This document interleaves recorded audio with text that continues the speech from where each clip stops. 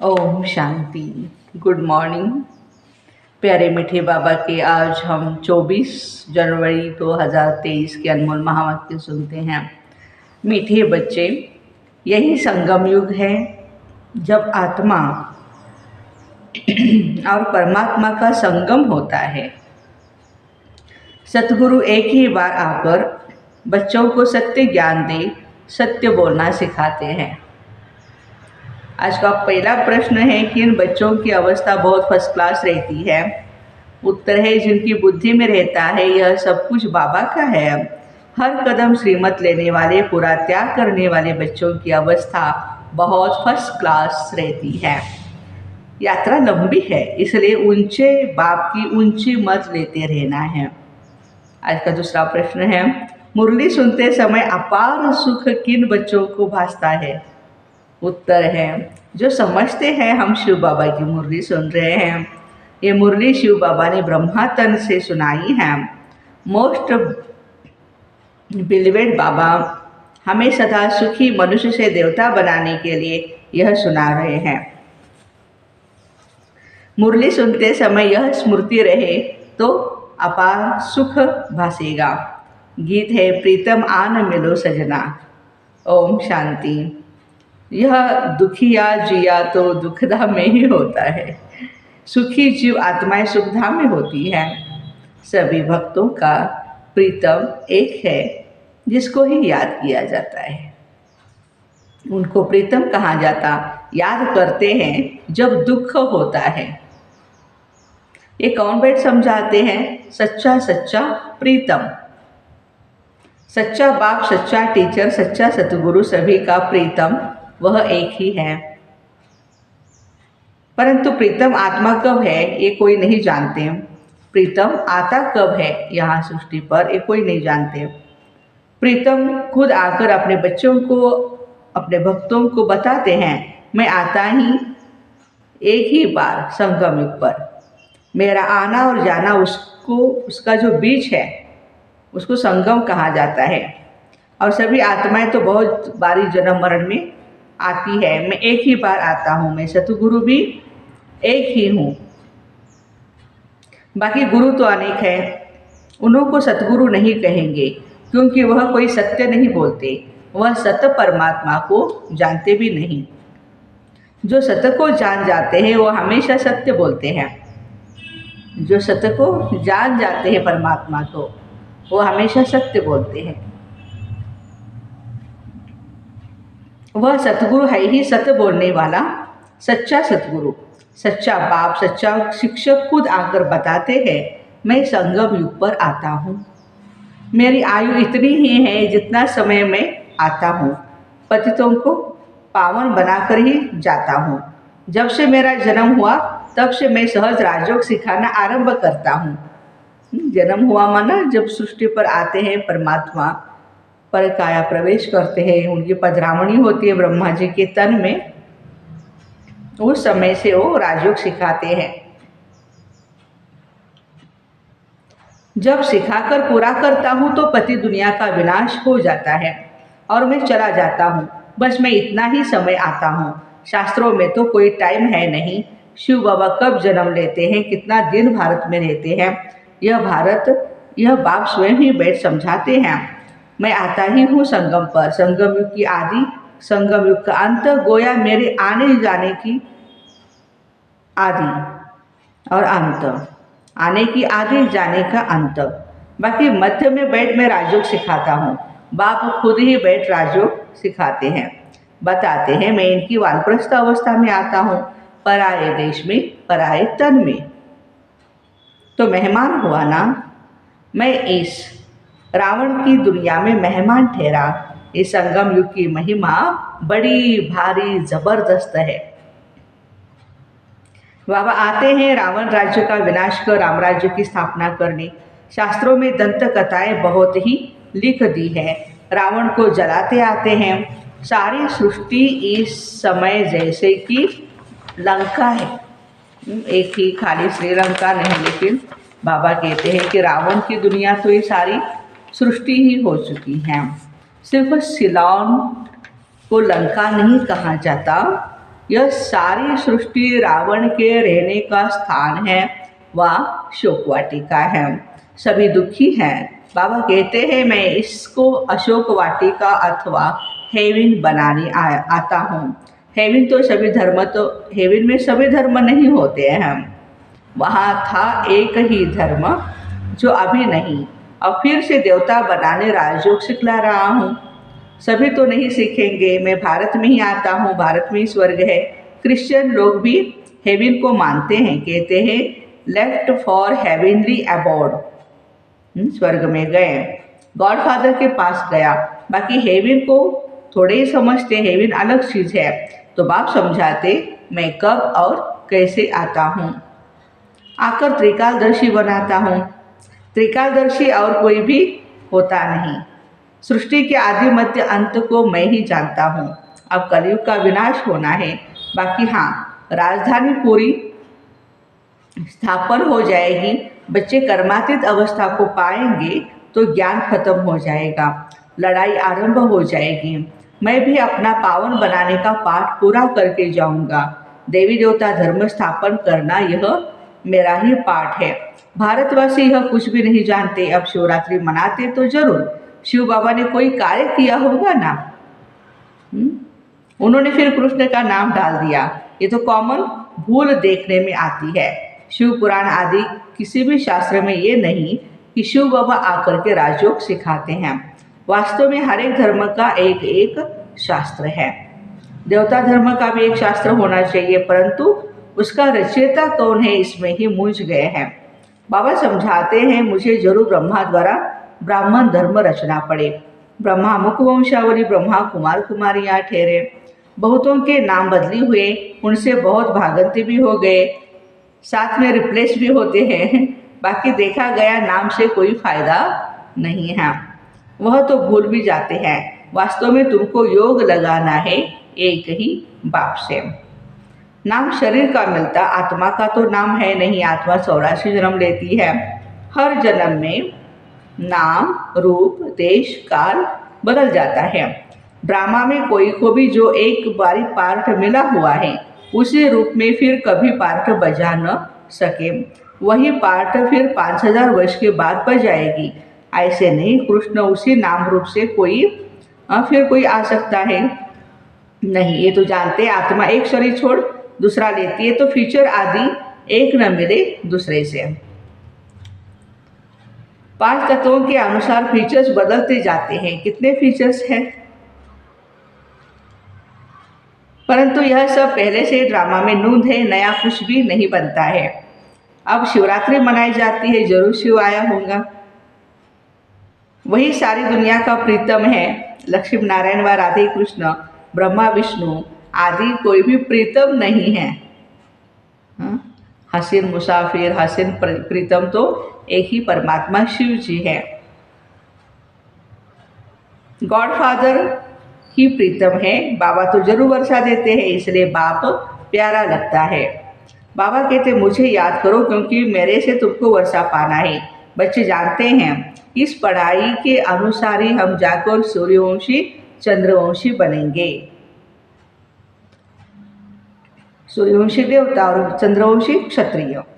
वास्तव में सभी भारतवासियों का धर्म एक होना चाहिए, परंतु देवता धर्म नाम बदल हिंदू नाम रख दिया है, क्योंकि वह दैवी गुण नहीं। अब बाप बैठ धारणा कराते हैं, कहते हैं अपने को आत्मा समझ अशरीरी हो जाओ। तुम कोई परमात्मा नहीं हो, परमात्मा तो एक ही शिव है। वह सभी का प्रीतम एक ही बार संगम युग पर आते हैं। यह संगम युग बहुत छोटा है, सभी धर्मों का विनाश होगा। ब्राह्मण कुल भी वापिस जाएगा, क्योंकि उन्हों को फिर दैवी कुल में ट्रांसफर होना है। वास्तव में यह है, बाबा कहते हैं वास्तव में यह पढ़ाई है, सिर्फ भेंट की जाती है। कॉन्ट्रास्ट बताया जाता है। यह विषय विकार है जहर, यह ज्ञान अमृत है। ज्ञान है अमृत। यह तो मनुष्य को देवता बनाने की पाठशाला है। आत्मा में जो भी खाद पड़ी है एकदम मुलम्मा बन गई है, विकारों की खाद है ना, उसको बाबा आकर हीरे जैसा बनाते, शिवरात्रि कहते हैं। रात्रि में शिव आया, परंतु कैसे आया, किसके गर्भ में आया या किस शरीर में प्रवेश किया? गर्भ में तो आते नहीं, उनको शरीर का लोन लेना पड़ता है। वह जरूर आकर के नरक को स्वर्ग बनाएंगे, परंतु कब और कैसे आते हैं किसको पता नहीं। शास्त्र तो बहुत ही पढ़ते हैं, परंतु मुक्ति, जीवन मुक्ति तो किसको मिलती नहीं। और ही तमो प्रधान बन गए, सो तो सभी को जरूर बनना है। सभी मनुष्यों को स्टेज पर जरूर हाजिर होना है। बाबा आते हैं अंत में, उनकी सब महिमा है। तुम्हारी गतमत तुम ही जानो, तुम्हारे में क्या ज्ञान है, कैसे तुम सदगति करते हो सो तुम ही जानो। तो वह श्रीमत देने आएगा तो जरूर आएगा ना, परंतु कैसे आते हैं, किस तन में आते हैं, ये कोई नहीं जानते। खुद कहते हैं साधारण तन में मुझे आना है। मुझे ब्रह्मा नाम भी जरूर रखना पड़े, नहीं तो फिर ब्राह्मण कैसे पैदा हो, ब्रह्मा कहाँ से आए, ऊपर से तो नहीं आएगा ना। हाँ, प्रजापिता ब्रह्मा को बाबा अडॉप्ट करते हैं, उनको अपना बच्चा बनाते हैं और बाद में उनके द्वारा हम बच्चे सभी एडॉप्ट हो जाते हैं।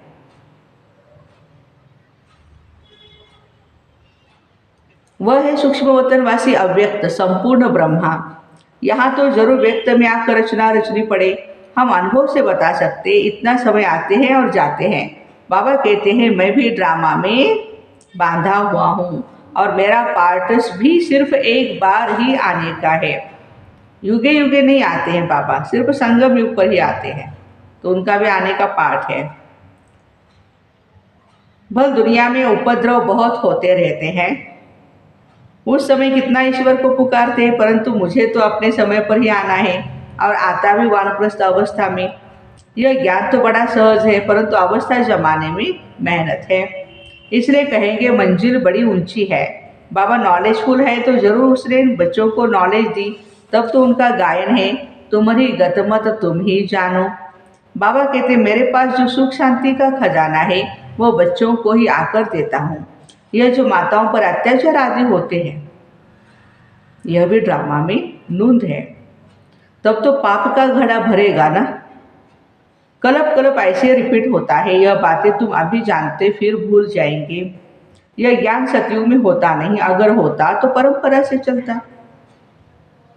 वहाँ तो प्रारब्ध है जो अभी के पुरुषार्थ से पाते हैं, सतयुग में हम प्रारब्ध पाएंगे। यहाँ के पुरुषार्थ वाली आत्माएं वहाँ होती है, दूसरी आत्माएं वहाँ नहीं होती, जिनको ज्ञान की दरकार रहे।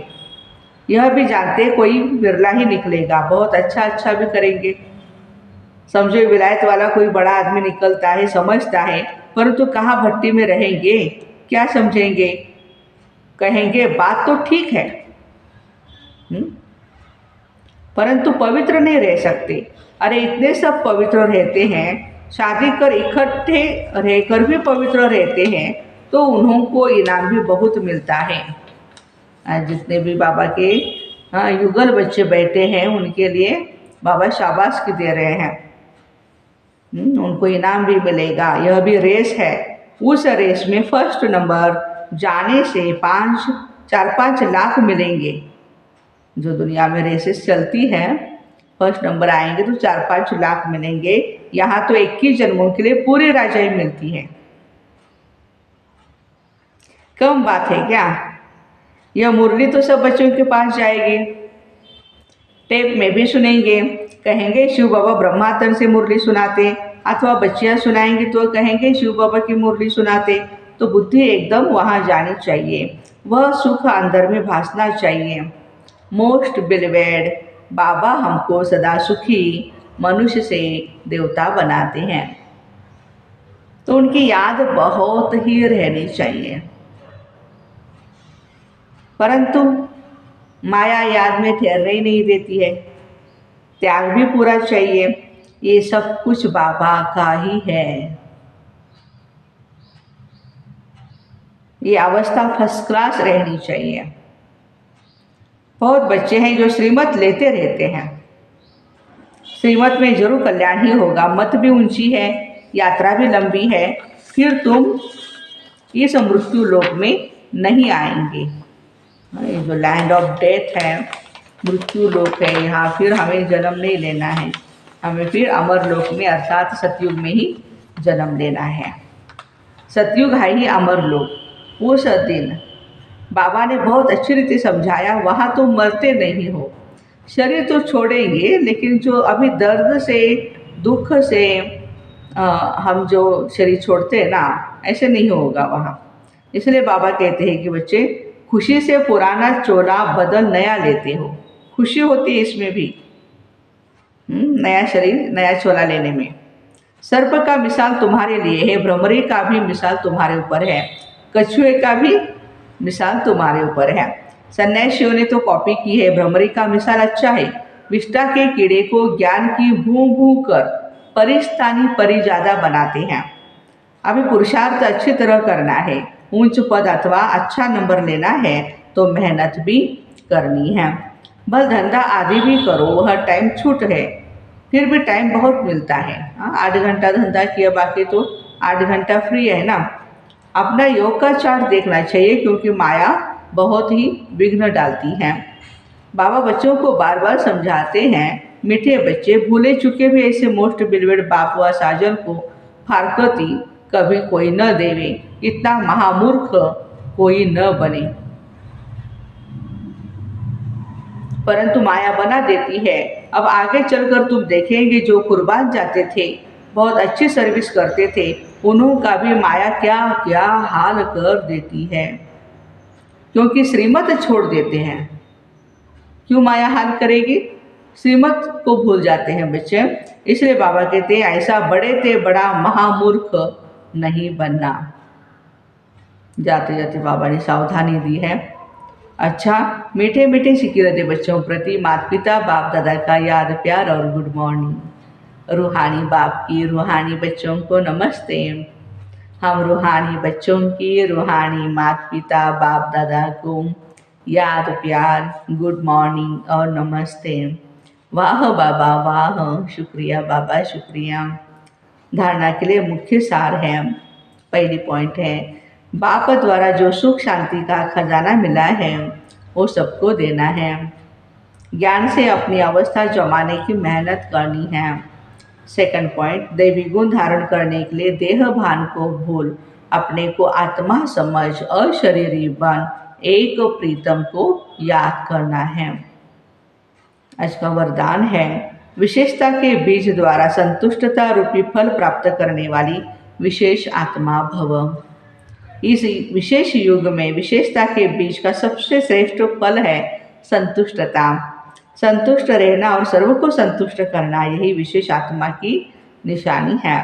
इसलिए विशेषताओं के बीज अथवा वरदान को सर्व शक्तियों के जल से सिंचो तो बीज फलदायक हो जाएगा, नहीं तो विस्तार हुआ वृक्ष समय प्रति समय आए हुए तूफान में हिलते हिलते ही टूट जाता है।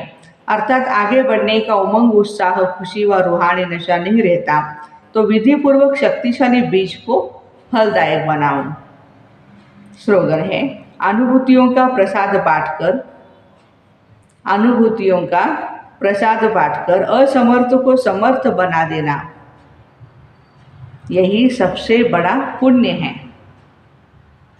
अनुभूतियों का प्रसाद बांटकर असमर्थ को समर्थ बना देना, यही सबसे बड़ा पुण्य है।